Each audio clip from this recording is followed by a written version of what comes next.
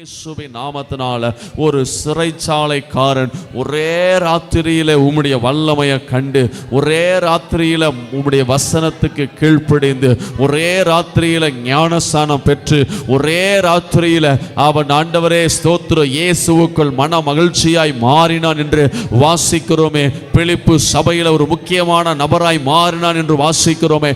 அதே போல இந்த ராத்திரி வேளையில ஆண்டவரே ஸ்தோத்திரம் ஸ்தோத்திரம் ஸ்தோத்திரம் 1400 ஆண்டவரே சிறைச்சாலைகளிலும் பணிபுரியக்கூடிய ஒவ்வொருவருக்காக நாங்கள் ஜெபிக்கிறோம். சொல்லுங்க, ஒவ்வொருவருக்காக, ஆண்களுக்காக, பெண்களுக்காக, ஆண்டவரே ஆண் அதிகாரிகளுக்காக, பெண் அதிகாரிகளுக்காக நாங்கள் ஜெபிக்கிறோம். அதில் ரட்சிக்கப்பட்டவங்க ஒரு சிலர் இருக்கலாம். அதற்காக ஸ்தோத்திரம், அதற்காக ஸ்தோத்திரம். இந்த ராத்திரி வேளையில ஒருவேளை இந்த சிறைச்சாலைக்காரனை போல கொடூரமானவர்களாக இருக்கலாம். இயேசுவின் நாமத்தில் நாங்கள் ஜெபிக்கிறோம். அவர்களுக்குள்ளே ஒரு மீட்பு உண்டாகட்டும், அவர்களுக்குள்ளே ஒரு ரட்சிப்பு உண்டாகட்டும், அவர்களுக்குமை வெளிப்படுத்துவீராக, அவர்களுக்குமை வெளிப்படுத்துவீராக. இவர்கள் எல்லாம் மனம் திரும்பினா ஒரு கிரியை நடைபெறும் அல்லவா?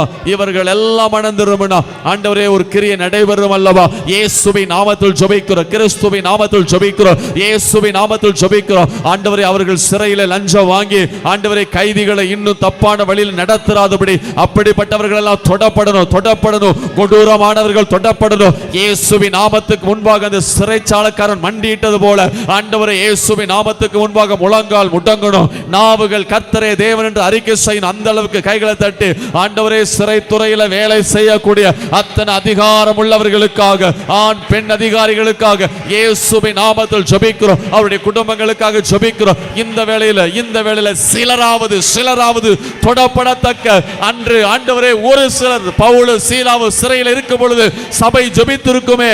ஆண்டவரே அந்த ராத்திரி வேளையில சிறைச்சாலையில் ஒரு அசை உண்டாக்கின கர்த்தர் ஆண்டவரே இயேசுவின் நாமத்தில்